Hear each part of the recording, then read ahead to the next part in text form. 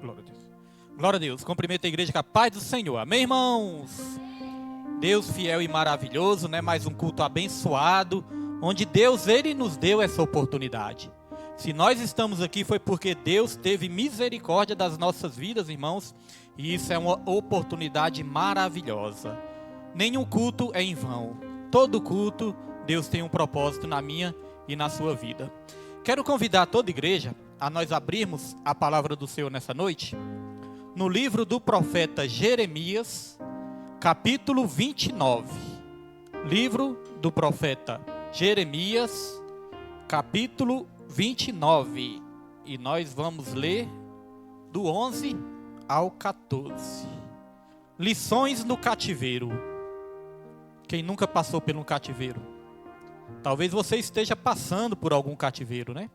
Pode ser um cativeiro espiritual, emocional, sentimental, cativeiro na área da saúde, talvez um cativeiro financeiro.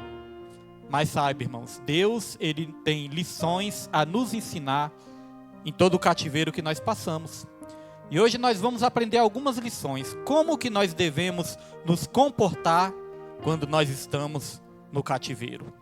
Jeremias, capítulo 29, versículo 11 ao 14, a palavra de Deus diz: Porque sou eu que conheço os planos que tenho para vocês, diz o Senhor, planos de fazê-los prosperar e não de lhes causar dano, plano de dar-lhes esperança e um futuro. Então vocês clamarão a mim, virão orar a mim e eu os ouvirei. Vocês me procurarão e me acharão quando me procurarem de todo o coração. Eu me deixarei ser encontrado por vocês, declara o Senhor, e os trarei de volta do cativeiro. Amém? Só até aí os irmãos já podem se sentar nessa noite com o coração agradecido. Irmãos, você está com seu coração agradecido nessa noite, irmãos, por tudo que Deus é e por tudo que Deus faz nas nossas vidas? A Bíblia nos ensina que a gratidão, ela atrai a presença de Deus. A murmuração afasta a presença de Deus.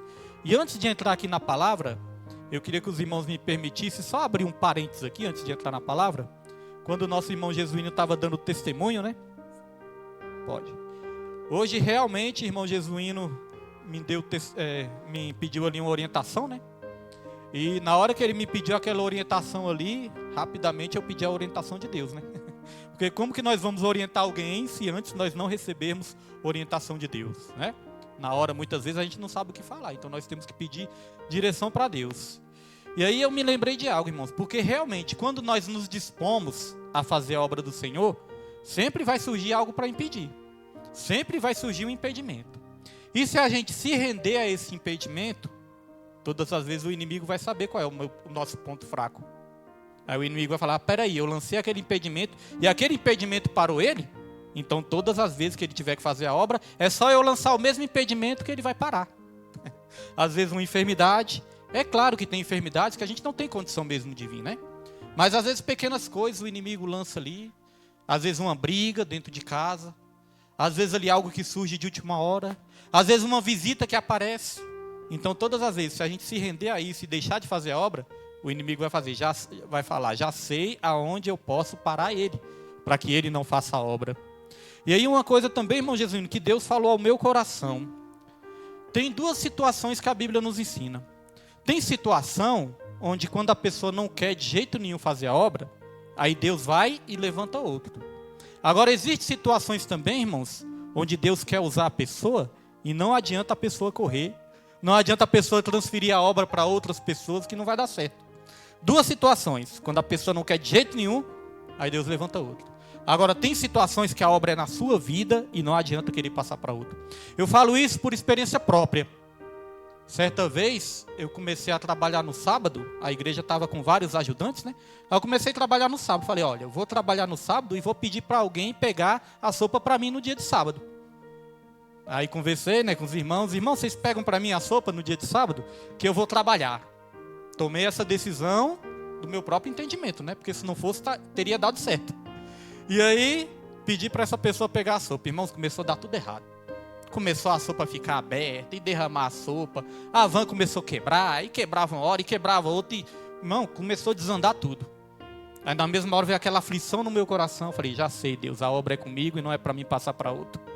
Quando Jonas recebeu a mensagem de Deus, recebeu uma ordem de Deus, quando Deus falou, olha, vai para Nínive pregar. O que Jonas fez? Foi para Tarsis.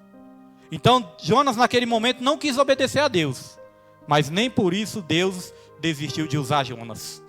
Deus não substituiu Jonas. Deus, ele criou uma situação para que Jonas cumprisse a vontade dele, irmãos. Então tem coisas, irmãos, que não adianta. Tem coisa que vai vir sim como impedimento, mas nós temos que vencer o impedimento e não sermos vencidos pelo impedimento.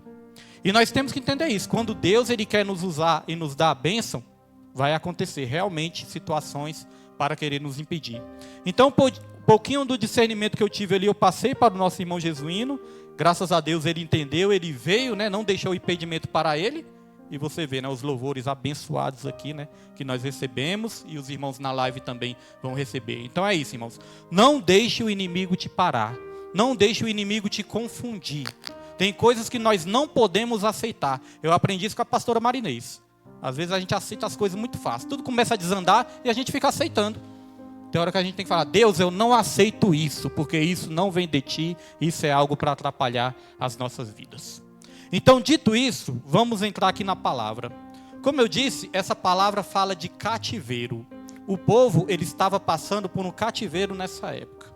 E nós temos que entender qual foi a origem desse cativeiro.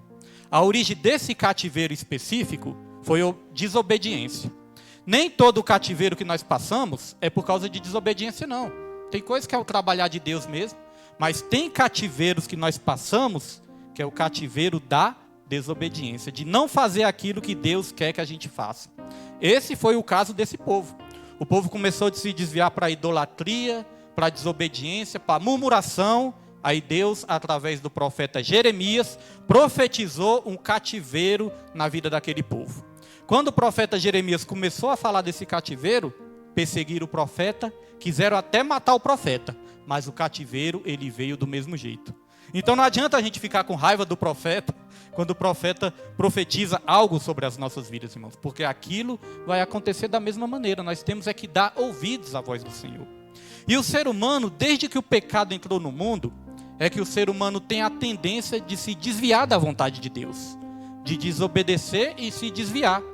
Nem sempre é por maldade, às vezes é por falta de ouvir mesmo a voz do Senhor, de entender a direção que Deus quer para as nossas vidas.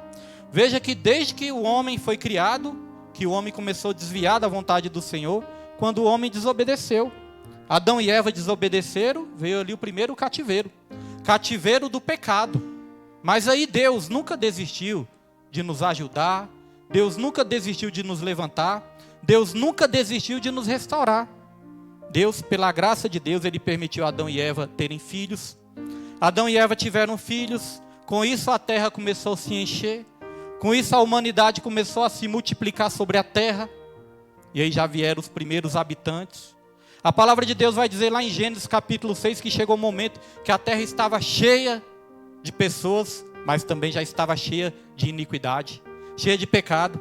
A Bíblia vai dizer que a humanidade estava se desviando tanto de Deus, que Deus chegou até o ponto de se arrepender de ter criado o ser humano. Aí foi quando Deus levantou Noé, para Noé construir aquela arca, e para Noé pregar para aquele povo e dizer, olha, vai vir o dilúvio, e o dilúvio vai destruir a todos que não aceitarem entrar dentro da arca da salvação. Com isso veio o dilúvio. Depois do dilúvio, irmãos, a palavra de Deus vai dizer também que Deus, ele disse que nunca mais usaria um dilúvio para destruir a humanidade. Deus teve misericórdia mais uma vez da humanidade. A terra começou a se encher novamente. Aí vieram os primeiros patriarcas. O patriarca mais famoso é Abraão. De Abraão veio Isaac. De Isaac veio Jacó. De Jacó veio as 12 tribos, os 12 filhos de Jacó, as 12 tribos. Um desses filhos se chamava José. Quando José começou a ser usado por Deus, os judeus estavam se multiplicando cada vez mais também. Só que os judeus eram escravos de Faraó. Eles passaram 450 anos escravos de Faraó. Aí Deus levantou um libertador. Esse libertador se chama Moisés. Moisés, ele começou a missão de libertar o povo, mas Moisés, ele não terminou essa missão. Essa missão ficou para Josué. Logo depois, Deus levantou Josué. Josué foi usado para terminar de libertar aquele povo e conduzir até a terra prometida. Mas depois Josué, ele morreu. Quando Josué, ele morreu, ele não treinou nenhum substituto. Ele não treinou nenhuma liderança. Aí o povo começou a se desviar novamente. O povo começou a se perder. Aí nós vamos para o tempo dos juízes. Os juízes, irmãos, foi um tempo também onde o povo estava sempre ali pecando. Aí Deus levantava uma nação para subjugar aquele povo. O povo se arrependia, o povo clamava a Deus e Deus levantava um juiz para libertar novamente aquele povo. Só que quando o povo estava liberto, o povo voltava a pecar de novo. Sempre esse círculo vicioso, né, dos cativeiros, da desobediência. Mas no tempo dos juízes, o povo estava desobediente.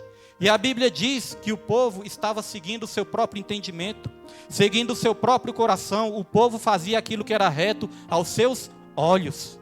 Foi o tempo dos juízes. Logo depois do tempo dos juízes, Deus levantou um profeta, Samuel. Samuel, além de ser profeta, ele era sacerdote e era juiz também. Então o povo vivia numa teocracia. O que é uma teocracia?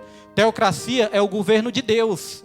Deus estava governando o povo através do profeta Samuel. Só que o povo não queria ser governado por Deus através do profeta, porque o povo sempre foi desobediente. Então o povo começou a reclamar, o povo começou a querer imitar as outras nações, o povo começou a pedir um rei. Assim como as outras nações tinham um rei, o povo também queria um rei. E aí o profeta Samuel ficou até meio chateado, né? O profeta Samuel reclamou com Deus, falou: Deus, esse povo está me rejeitando. Aí Deus falou: Samuel, não se preocupe, Samuel, não fique assim. Na verdade, esse povo não está te rejeitando, na verdade, esse povo está rejeitando a mim. Quando nós rejeitamos um homem ou uma mulher de Deus, levantada por Deus, nós estamos rejeitando o próprio Deus. Então o povo pediu um rei, aí Deus falou: já que é um rei que vocês querem, então eu darei um rei a vocês. Aí Deus levantou quem? Saul, para governar o povo. Só que Saul também foi um rei desobediente. Saul desobedeceu a Deus. Então Deus destituiu Saul e Deus levantou quem? Davi. Quase falha a memória. Aí Deus levantou Davi, irmãos, para reinar sobre o povo de Israel. Davi foi um rei corajoso, foi um rei segundo o coração de Deus, teve ali os seus erros, mas teve também os seus arrependimentos. Por isso que ele foi um homem segundo o coração de Deus. Mas Davi chegou a certa idade, que ele estava ali prestes a morrer, prestes a deixar o reinado. Aí ele passou o seu reinado para o seu filho, Salomão. Salomão reinou também vários anos ali sobre Israel. Salomão começou até bem, pediu sabedoria para Deus para governar aquele povo. Deus deu sabedoria para Salomão. Mas chegou o momento que Salomão deixou de usar a sabedoria dada por Deus. Começou a se envolver com muitas mulheres, com muitos prazeres deste mundo, e começou também a pecar, a errar, a desobedecer a Deus, irmãos. Então, logo depois de Salomão, aconteceu uma coisa muito triste. O reino se dividiu. O reino de Israel se dividiu. E os irmãos sabem, reino dividido não subsiste, não é verdade? O reino se dividiu. 10 tribos formaram a tribo do norte. 2 tribos formaram a tribo do sul. A tribo do sul era formada por Judá e por Benjamim. E aí vieram os cativeiros. A tribo do norte foi levada para o cativeiro pelos assírios. Foi o primeiro cativeiro. E o segundo cativeiro, que nós vamos entrar agora nessa história, foi o cativeiro que Judá foi levado. Judá e Benjamim foram levados para esse segundo cativeiro. Esse cativeiro foi o cativeiro babilônico, que, como nós dissemos aqui no começo, ele foi profetizado por Jeremias que aconteceria. O povo não queria aceitar aquela palavra. O povo estava até ali procurando outros profetas que profetizassem coisas boas. Mas não adiantou levantar falsos profetas, profetizar coisa boa, porque a palavra de Jeremias é a palavra que estava vindo do próprio Deus. Então Deus falou: vocês vão passar 70 anos nesse cativeiro. 70 anos, irmãos. 7 na Bíblia é o número da perfeição, mas 7 na Bíblia também significa um ano de provação. A grande tribulação, ela vai durar 7 anos. 3 anos e meio de paz, mais 3 anos e meio de grande tribulação. Então é período de provação também. Aquele povo, quando começou a se desviar, o rei se desviou, que foi Salomão. Com isso o povo começou a se desviar também, o povo começou a se desobedecer. Aí veio o cativeiro sobre a vida daquele povo. Tem cativeiro que é por causa da desobediência do povo. Só que, irmãos, quando Deus nos leva para o cativeiro, Ele não nos leva para o cativeiro para nos matar, não. Ele nos leva para o cativeiro para que a gente possa voltar para a presença dEle. Para que a gente possa, irmãos, refletir, meditar, se arrepender e voltar a fazer a vontade dEle. Note que aquele povo estava longe. Todos estavam longe da sua terra. Todos estavam longe ali da sua família. Muitos foram separados. Muitos foram divididos. Imagine, irmãos, te levar para uma terra distante. Uma terra que você não conhece. Uma terra onde você vai ter que trabalhar. Onde você vai ser forçado a fazer muitas coisas que muitas vezes você não queria. Uma cultura diferente. Pessoas diferentes. Imagine. Quando a gente acostuma no lugar, a gente não quer sair daquele lugar, né, para outro lugar de jeito nenhum, né? Eu me acostumei aqui em Brasília. Aliás, eu sou aqui de Brasília, né? Mas já morei em Lusiânia. Já morei em outros lugares, no Gama. Aí vim aqui para o Setoró, irmãos, para me tirar aqui do Setoró é difícil. Já tentaram me tirar daqui várias vezes. Minha mãe já me levou para o PSU, comprou casa lá no PSU. Sabe o que eu fazia? Eu vinha do PSU para cá andando, porque eu não conseguia ficar longe do Setoró. Então, quando você acostuma no lugar, irmãos, você gosta daquele lugar, você ama aquele lugar, você pega amor. Aquele povo saíram da terra onde eles amavam aquela terra. Eles foram mais ou menos para 800 quilômetros longe da sua terra natal. E aí aquele povo começou a passar por esse cativeiro. Mas ainda assim, Deus ele falou no versículo 11 aqui, de Jeremias 29. Deus disse, ó, porque sou eu que conheço os planos que tenho para vocês, diz o Senhor. Tem uma versão que diz assim, planos de paz e não de mal, para dar para vocês o futuro e uma esperança. Então veja que mesmo no cativeiro, Deus nos deseja coisas boas, não coisas ruins. Mesmo quando nós somos desobedientes, Deus ele tem um plano de paz, de prosperidade, de restauração para as nossas vidas. Mas Ele quer que a gente aprenda algumas lições. Então existem algumas lições que nós podemos aprender com o cativeiro. Primeira lição que nós podemos aprender com o cativeiro é que no cativeiro nós temos que continuar dando frutos e não amaldiçoar a nossa situação. Mesmo no cativeiro, nós temos que continuar dando frutos. Já é a segunda vez que a diaconisa Osmarina dá o testemunho aqui, né? E que ela fala, eu falei para o médico que eu só estou de pé pela graça de Deus. Mesmo no cativeiro, né, irmãos, das dores que ela estava passando, ela continuou dando frutos, buscando ao Senhor. Você mesmo no cativeiro, você continua dando frutos, porque você não deixa de buscar o Senhor. E é isso que a palavra de Deus nos ensina. Ainda que nós passarmos por um cativeiro, não podemos deixar de produzir. Não podemos deixar de dar frutos para o Senhor. Não podemos deixar de desistir das nossas vidas. Olha o que a palavra fala aqui, ó, em Jeremias 29, versículo 4 em diante, diz assim, ó. Assim diz o Senhor dos Exércitos, o Deus de Israel, a todos os exilados que deportei de Jerusalém para a Babilônia, construam casas e habitem nelas, plantem jardins e comam de seus frutos, casem-se e tenham filhos e filhas, escolham mulheres para casar-se com seus filhos e deem as suas filhas em casamento, para que também tenham filhos e filhas, multipliquem-se, não diminuam, busquem a prosperidade da cidade para a qual eu os deportei e orem ao Senhor em favor dela, porque a prosperidade de vocês depende da prosperidade dela. Deus mesmo levou aquelas pessoas para uma nação diferente. Mas sabe o que Deus ensinou para aquele povo? Não amaldiçoe essa nação.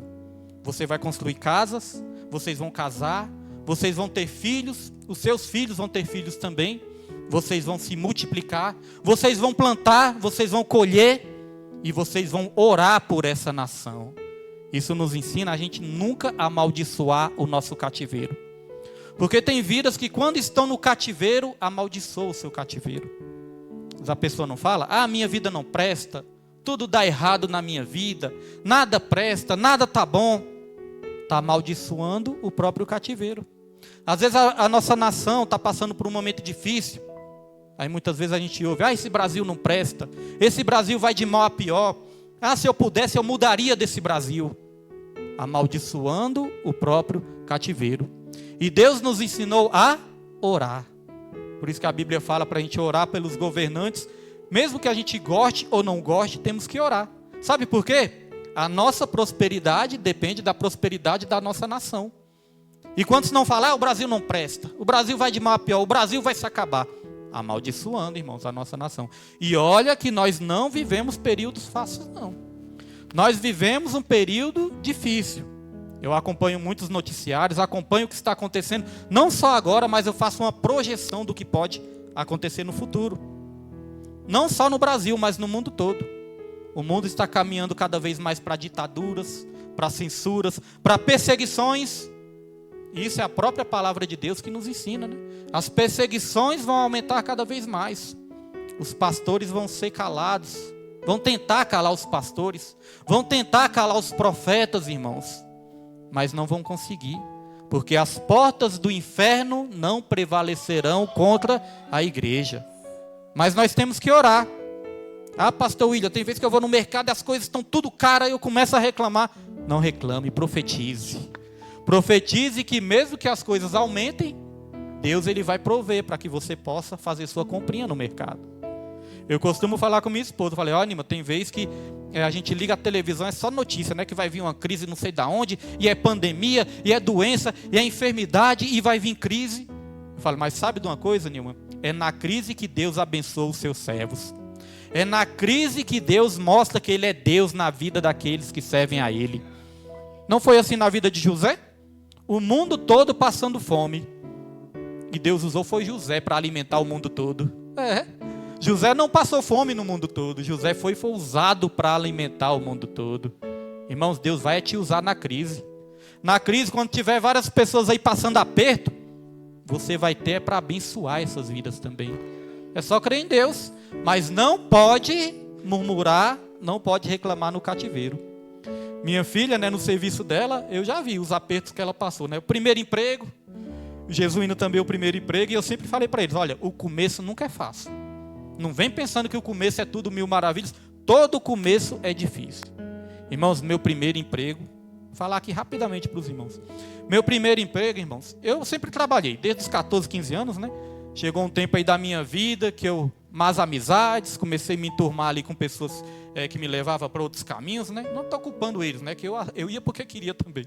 Mas eu comecei a andar com pessoas que me levavam, né, para caminhos errados também, me ensinavam coisas erradas, eu ia lá e fazia. Aí o que acontece? Eu era uma pessoa muito inteligente.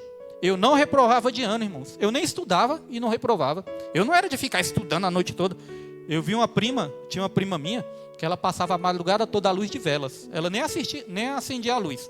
Ela acendia uma velinha ali e ficava a madrugada toda à luz de vela ali, estudando e querendo decorar as coisas, se matando de estudar. E às vezes ela reprovava e eu passava de ano. Quase nem estudava. Aí certa vez, né, ela quis saber o segredo e às vezes as pessoas perguntam também, né, qual é o segredo da coisa? Eu falei, sabe qual é o segredo? Que às vezes a pessoa serve para os jovens aqui, viu? Às vezes as pessoas querem estudar, aí no lugar da pessoa aprender, a pessoa quer decorar. No lugar de aprender, quer decorar. Aí fica ali, ó, tem que decorar. Tinha gente até que batia na testa, né? Não sei o que, querendo decorar alguma coisa. Irmãos, você tem que aprender a ciência da coisa. Por exemplo, a professora explica, 2 mais 2 são 4. Aí você quer decorar aquilo. 2 mais 2 são 4, 2 mais 2 são 4, você quer decorar. Mas você tem que ir na ciência daquilo. Por que 2 mais 2 são 4? Você tem que descobrir a ciência. Você tem que aprender a ciência. 2 mais 2 são 4, porque você tem 1, junta com mais 1, junta com mais 1, junta com mais 1, aí dá 4. Você foi na ciência do negócio. Agora, se tentar decorar, na hora H você vai esquecer tudo. Se você tentar decorar, você esquece. Mas se você aprender, você não esquece nunca. Precisamos aprender, irmãos. Então eu tinha essa facilidade de não somente me conformar com o que estava escrito. Eu queria saber o porquê daquilo. Se alguém falasse, Brasil foi colônia de Portugal, eu já perguntava, por que Brasil foi colônia de Portugal? Eu já ia na raiz do negócio. Então eu aprendia porque eu tinha curiosidade e eu tinha prazer em aprender. Até hoje eu tenho prazer, eu tenho alegria em aprender. Agora, se você quiser aprender por obrigação, por esforço, fatalmente você vai esquecer tudo. Tem que ter prazer no ensino, porque é o ensino que nos abençoa, irmãos. Tanto o ensino, né, secular, e quanto mais esse ensino aqui. Ó. É esse ensino que muda a nossa vida. É esse ensino. Então, meus irmãos, meu primeiro emprego foi difícil. Meu primeiro emprego eu trabalhava de pintor, ajudava, né, um senhor ali a pintar. Porque parei de estudar. Eu era inteligente, passava de ano, mas teve um tempo que eu comecei a ir para a rua, parei de estudar, comecei a faltar. Aí tive que começar a trabalhar. Não por falta de inteligência, mas por falta de sabedoria para usar essa inteligência. Aí comecei a trabalhar, aí o meu primeiro emprego fichado foi um emprego de limpeza, lá na estação de tratamento de esgoto sul, CAESB, não sei se os irmãos conhecem, lá perto da SLU. Irmãos, pensa no lugar que era ruim de trabalhar. Eu pegava ônibus 4 horas da manhã para chegar, ônibus lotado lá no PSU, estava morando no PSU. Pegava ônibus lotado para chegar no serviço no horário certo. E lá, como era uma estação de tratamento de esgoto, irmãos, pense no mau cheiro. Meu estômago ficava embrulhando o dia todo. Tinha dia que eu não conseguia nem comer. E o trabalho que eu fazia lá era um trabalho muito pesado. Eles aproveitavam que eu era novato, aí me colocaram no lugar mais pesado que tinha, a limpeza mais pesada que tinha.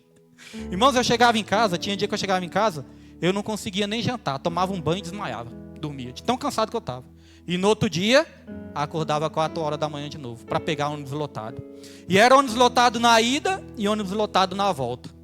Vou falar a verdade para os irmãos, tinha dia que dava vontade de chorar. Tinha dia que dava vontade de chorar, tinha dia que dava vontade de largar tudo. Mas aí, irmãos, você tem que perseverar no cativeiro. Fui perseverando, passei quase 2 anos lá. Aí surgiu o concurso da Nova Cap. Olha a inteligência, Deus usando de novo. Surgiu o concurso da Nova Cap. Aí minha mãe, Deus usou minha mãe, falou: William, vai ter o concurso da Nova Cap, vai fazer esse concurso.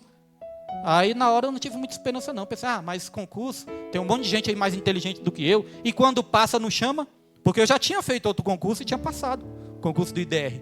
Falei, mesmo quando passa não chama, porque tinha questão de idade, né? Eles chamavam os mais velhos primeiro. Eu tinha 18 anos, irmãos. Mas minha mãe, você vai, eu vou fazer essa inscrição e você vai fazer, tal do dia você vai estar lá na fila. Aí eu fui, tal dia, minha mãe foi usada por Deus. Aí tal dia eu fui lá, fiz a inscrição e fui fazer a prova. Quando fui fazer a prova, irmãos, passei, acertei tudo. Eu lembro que tinha 2 questões que muitas pessoas que tinham até terminado os estudos não acertaram, mas eu acertei tudo. Por quê? Porque eu pensei. Não foi porque eu decorei, não, foi porque eu pensei. Tinha uma questão, só para os irmãos entenderem.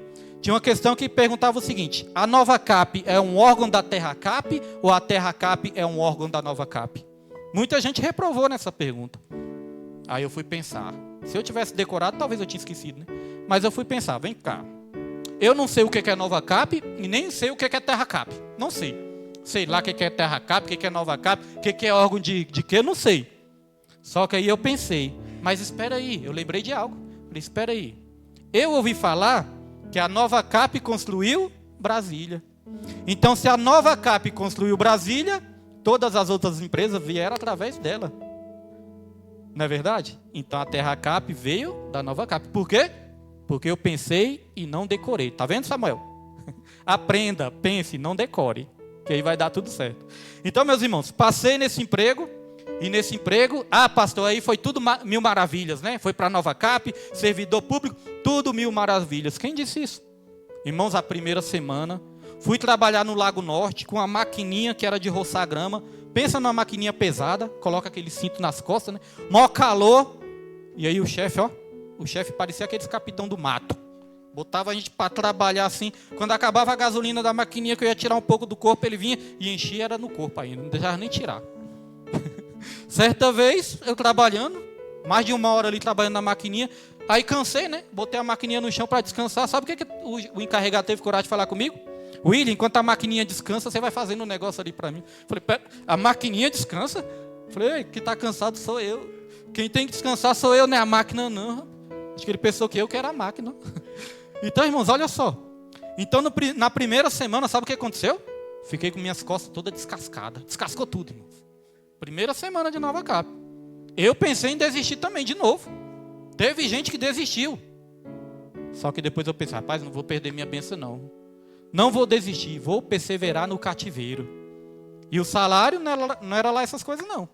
Eu lembro que o salário era R$302 e um ticket de 90.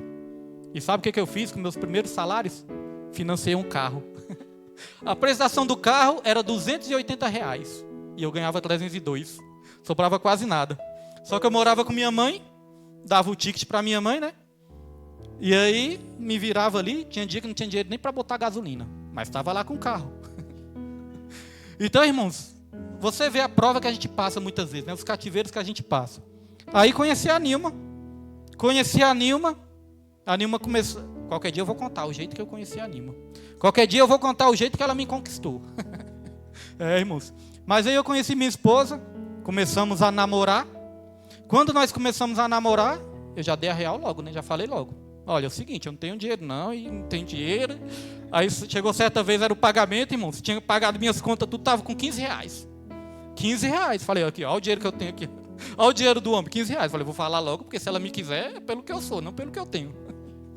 R$15, irmãos. Só que ela trabalhava também, né? Tinha muitas vezes que ela que, vamos sair, eu tenho dinheiro. Irmãos, isso aqui dá vergonha, mas eu vou falar para os irmãos. Sabe o que eu tive coragem de fazer uma vez? Estava precisando tanto de dinheiro que eu vendi minha jaqueta para ela. Eu sem dinheiro, ela cheia da grana, eu falei, olha, eu tenho a jaqueta aqui e tal, e eu estou sem dinheiro. E ela comprou, ela teve coragem de comprar. Ela queria a jaqueta. Falei, você me ajuda que eu te ajudo. Não foi de uma forma interessada, né, irmão? Mas foi de uma forma assim, ó, você me ajuda aqui, eu te ajudo aqui e tá tudo certo. E aí, irmãos, vai ver que é por isso que nós combinamos, né? Até hoje estamos juntos. Então, eu tive que passar por essa fase. Hoje em dia, eu posso dizer, hoje em dia, irmãos, eu amo tanto o meu trabalho. Hoje em dia, meu trabalho está mais tranquilo, está mais leve. Mas tive que passar pelo cativeiro. Então, eu sempre estou ensinando eles, o começo nunca é fácil. Eu já vi os cativeiros que minha filha passou. Eu vejo os cativeiros que o irmão Jesuíno está passando também. Mas tudo isso vai passar, porque é necessário perseverar no cativeiro. Hoje minha filha louvando aqui, eu sei o esforço que ela deve ter feito para louvar. E não pensa os irmãos que é porque a gente ficou brigando, tem que ir para a igreja, tem que louvar. Não, é porque ela ama fazer isso. Mas Deus recebeu, porque ela está louvando mesmo no cativeiro. Os irmãos sabem que ela estava doente. Então, irmãos, o que nós temos que fazer quando nós estamos no cativeiro? As lições. Primeira lição é essa: no cativeiro temos que continuar dando frutos e não amaldiçoar a nossa situação. Tem pessoas que quando começa a passar prova, para de fazer a obra do Senhor, para de servir a Deus, para de adorar, para de ir para a igreja. Por quê? Porque está no cativeiro e para de produzir para o Senhor. Continue dando frutos mesmo no cativeiro, que Deus vai te abençoar. A segunda coisa que nós temos que ter muito cuidado quando nós estamos no cativeiro, sabe o que é? No cativeiro nós temos que ter cuidado com os falsos profetas e com as profetadas. Olha o que a palavra diz aqui, no versículo 8, Jeremias 29, versículo 8. Diz assim, porque assim diz o Senhor dos Exércitos, o Deus de Israel, não deixe que os profetas e adivinhos que há no meio de vocês os enganem. Não deem atenção aos sonhos que vocês os encorajam a terem. Eles estão profetizando mentiras. Em meu nome, eu não os enviei, declara o Senhor. Irmãos, é na hora do seu cativeiro que o diabo vai enviar falsos profetas para te enganar. Tem muitas pessoas que estão passando prova e no lugar de firmar a sua vida na palavra e no ensino da palavra, saem doidas por aí para ouvir uma profecia, para ouvir uma revelação, porque querem sair do cativeiro, vão atrás dos profetas para que aqueles profetas falem aquilo que elas querem ouvir. Não aquilo que elas precisam ouvir, mas aquilo que elas querem ouvir. Isso aqui é muito forte. Olha só o que diz aqui. Não deixe que os profetas e adivinhos que há no meio de vocês os enganem. Não deem atenção aos sonhos que vocês os encorajam a terem. Ou seja, tem muitos falsos profetas que só falam aquilo que a própria pessoa encoraja ele a falar. O falso profeta olha para a pessoa e já sabe que aquela pessoa quer uma palavra de bênção. Então é onde eles começam a dizer, Deus está dando, Deus está fazendo. Às vezes a pessoa está ali no cativeiro por causa de uma desobediência, e o falso profeta está, Deus vai te dar, e Deus vai fazer, e Deus vai acontecer. E a pessoa no cativeiro. Mesmo no cativeiro, Deus, ele usou Jeremias para escrever uma carta. Isso aqui é uma carta que nós estamos lendo. Deus, ele usou Jeremias para escrever essa carta. Jeremias, nessa carta, ele profetiza sim restauração. Mas antes da restauração, Jeremias profetizou o cativeiro. Tem profetas, né, falsos profetas que profetizam a restauração, mas tem medo de profetizar o cativeiro, porque sabe se profetizar o cativeiro, pode perder ali aquela pessoa, pode perder a ovelha, pode perder o dízimo daquela pessoa. Aí a pessoa sai doida de igreja em igreja através de revelação. Nós cremos em revelação, nós cremos em profecia. Deus, ele já cumpriu várias profecias que ele fez na minha vida e na vida da minha esposa, irmãos. Mas tem uma coisa que é infalível, é a palavra de Deus. Ela é viva e é eficaz. Ela é mais cortante que qualquer espada de 2 gumes. Ela penetra até a divisão da alma e do espírito, das juntas e das medulas.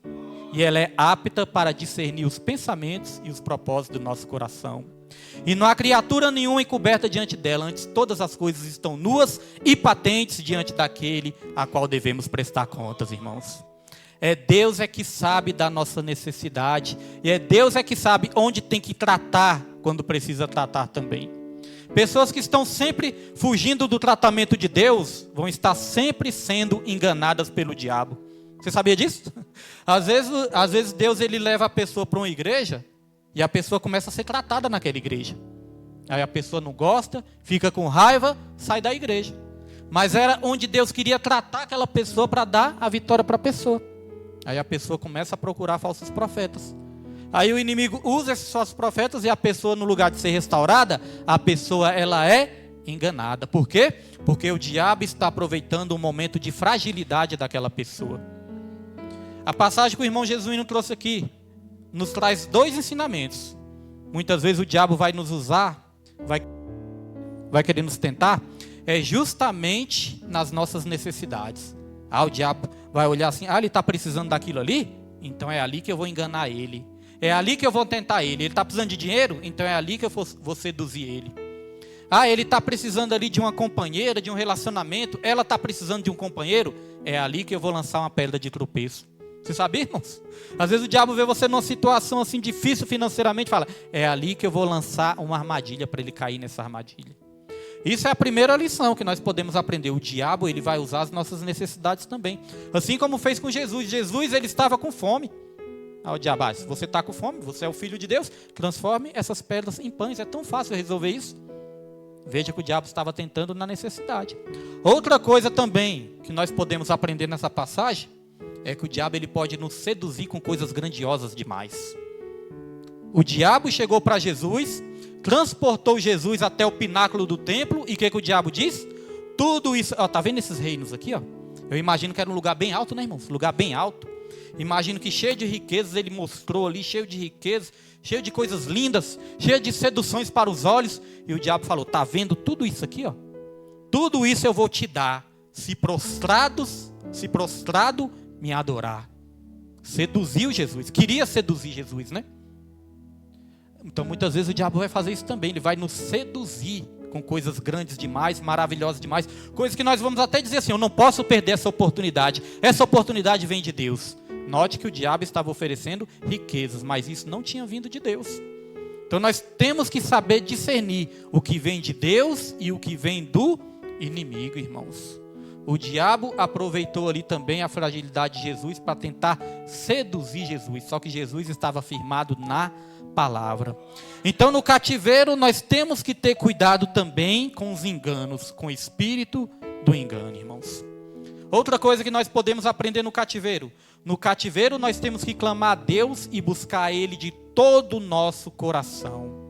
Versículo 12 e 13 diz assim, então vocês vão passar a orar a mim e eu vos ouvireis. Buscar-me-eis e me achareis quando me buscardes de todo o vosso coração. Eu creio que às vezes Deus não nos ouve porque está faltando a gente buscar de todo o coração, irmãos. Às vezes nós buscamos assim, mas não é aquela busca toda. E às vezes Deus quer revelar coisas grandes e ocultas que nós não conhecemos ainda, porque falta a gente buscar de todo o nosso coração. Buscar de todo o nosso coração não significa que nós vamos ser super espirituais, super pastor, super crente, não. Buscar de todo o coração, eu entendo que é buscar de toda sinceridade. Temos que ser sinceros com Deus, irmãos. Palavra com Deus é sim, sim, não, não. O que passar disso é procedência do maligno. Ter a sinceridade com Deus. Eclesiastes 5 é um dos capítulos que mais me dá temor no coração. Eclesiastes 5. Onde fala que quando nós chegamos na presença de Deus, as nossas palavras têm que ser poucas. As nossas palavras têm que ser poucas. Porque Deus não se agrada de voto de tolo. Porque às vezes a gente faz voto e não cumpre. Isso é um perigo, irmãos. Lá no finalzinho fala, não deixe que a sua boca destrua as obras das suas mãos. Então buscar Deus de todo o coração é ser sincero. Deus, eu vou fazer, eu estou aqui, eis-me aqui. Agora o dia que estiver fraco também, que não for fazer, Deus, hoje eu estou fraco, hoje eu não consigo, hoje eu não posso. Deus, tenha misericórdia da minha vida no dia de hoje. Mas vamos ter cuidado com aquilo que nós prometemos diante de Deus, irmãos. Outra coisa para encerrar essa pregação. É necessário querer sair do cativeiro. Última coisa que nós vamos aprender aqui nessa noite. É necessário querer sair do cativeiro. Porque a oração é tão importante, a oração é essencial. Mas a vontade também de querer a cura, de querer a libertação também, irmãos, vem acompanhada da oração. Hoje eu estava ouvindo uma entrevista e eu achei muito forte essa entrevista. Essa entrevista é com o presidente de El Salvador. Estava ouvindo ali essa entrevista. É com o presidente de El Salvador. Quem tiver curiosidade, depois pesquisa. O presidente de El Salvador se chama Bukele, o nome dele. El Salvador era um dos países mais violentos que tinha. País totalmente sanguinário, cheio de bandidos. Um dos países mais violentos que tinha. Era praticamente, ninguém acreditava que aquele país, irmãos, ele poderia ser restaurado ali, a violência. As gangues que tinham lá eram gangues satânicas. As gangues, além de ser bandidos, criminosos, ainda fazia obra para o diabo. Pegava bebezinhos e sacrificava para os satanás. Gangues satânicas. Se os irmãos depois verem no YouTube, é um pessoal todo tatuado da cabeça aos pés. E aí, esse Bukele se levantou para ser presidente. Ganhou ali as eleições e se tornou presidente de El Salvador. E aí ele estava dando essa entrevista e eu achei interessante que ele teve coragem de falar. Porque nem todos têm coragem de falar isso. O entrevistador estava ali perguntando, né, como é que ele tinha conseguido acabar com a violência, porque ele conseguiu acabar com a violência de El Salvador. Acabou, é um dos países mais seguros do mundo que existe hoje. Aí o entrevistador perguntou, como é que você fez isso? Aí ele foi falando ali, falando, teve uma hora que ele falou, foi milagre. Aí o apresentador, acho que o apresentador não aceitou muita resposta não, né? Milagre? Como assim milagre? Porque eles pensam, irmãos, que a solução tem que vir do homem, né? Como assim milagre? Milagre como? Me explica isso, esse negócio de milagre. Aí sabe o que o Bukele falou? Falou, nós oramos. Nas reuniões que tinham lá, toda reunião que tinha, a gente orava. Tinha vários assessores que eu contratei ali para o governo, que eram assessores crentes, evangélicos, e toda reunião a gente orava. Ele disse que venceu a marginalidade, a criminalidade na oração, irmãos. Ele venceu o mal na oração. Está vendo o poder da oração? Aquele povo de El Salvador estava cativo. Ele resolveu a situação através da oração. E ele teve coragem de falar para o entrevistador. Foi através da oração. Agora, é necessário querer sair do cativeiro. Irmãos, depois desse cativeiro, Deus ele prometeu que ia trazer o povo de volta para a terra natal daquele povo, para Jerusalém. E Deus ele cumpriu essa promessa. Deus ele levantou o rei Ciro. Interessante que 150 anos antes do rei Ciro surgir, Deus ele já tinha profetizado através do profeta Isaías. Eu vou levantar Ciro, Ciro vai ser meu servo e Ciro vai restaurar Jerusalém. Vai ser usado para levar vocês de volta para Jerusalém. E essa profecia se cumpriu. O povo voltou para Jerusalém. Agora nem todos voltaram. Tinha pessoas que já estavam velhos demais, não tinha mais força para voltar. Agora tinha outras pessoas, irmãos, que não quiseram voltar. Não quiseram voltar para Jerusalém. Sabe por que não quiseram? Porque em Babilônia era mais cômodo.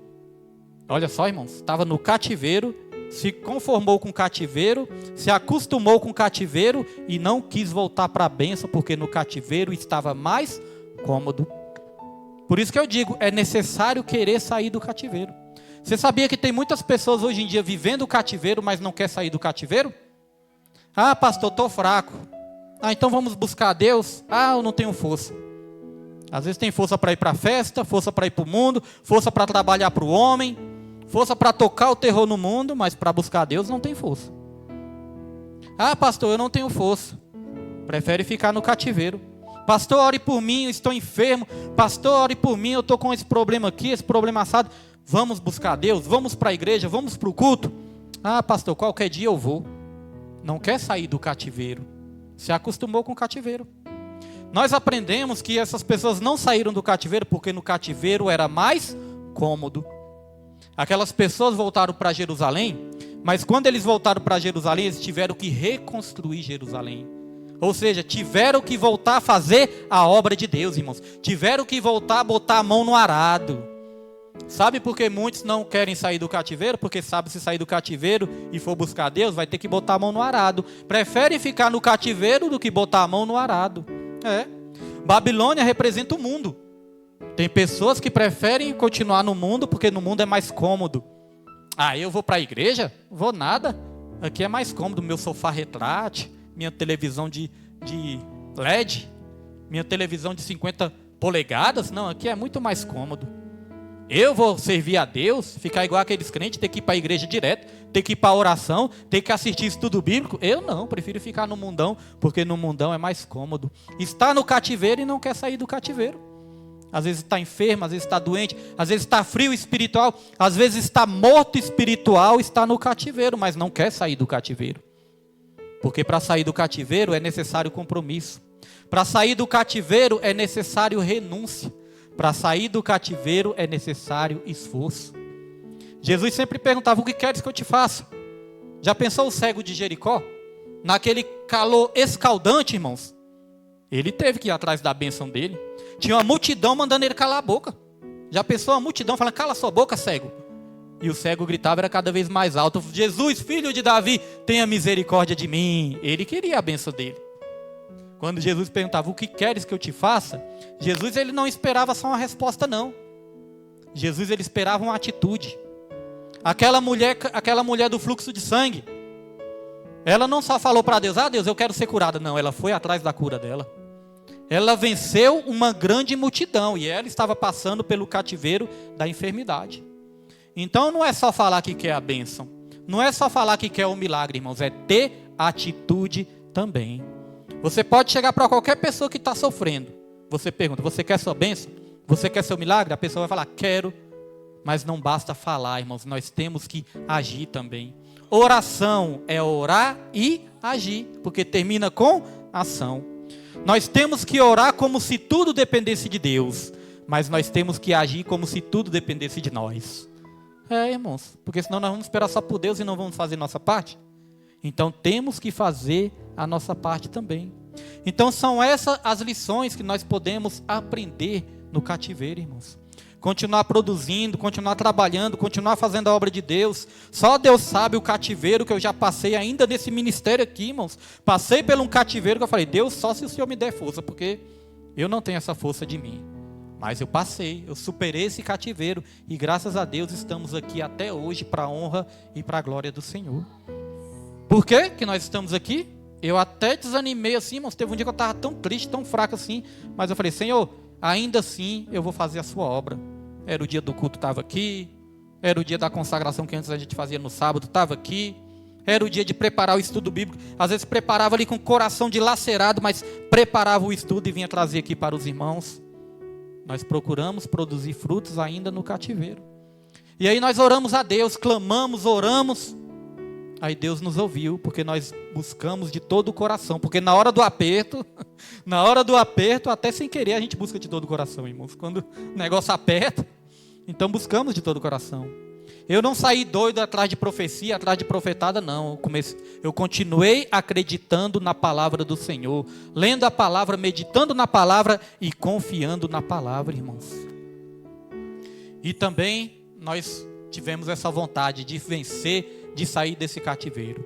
Então, irmãos, que os nossos cativeiros, os cativeiros das nossas vidas, não venham nos vencer, que nós venhamos superar esses cativeiros, que os nossos cativeiros não venham nos derrubar, mas que a gente peça força e direção a Deus, para que a gente possa superar todos os cativeiros da nossa vida, e Deus, Ele vai te dar a vitória, irmãos, vai te levar para o lugar de bênção, e só quem crê, aplauda o nome do Senhor nessa noite, irmãos. Essa foi a palavra em nome de Jesus Cristo. Conhece alguém que está no cativeiro?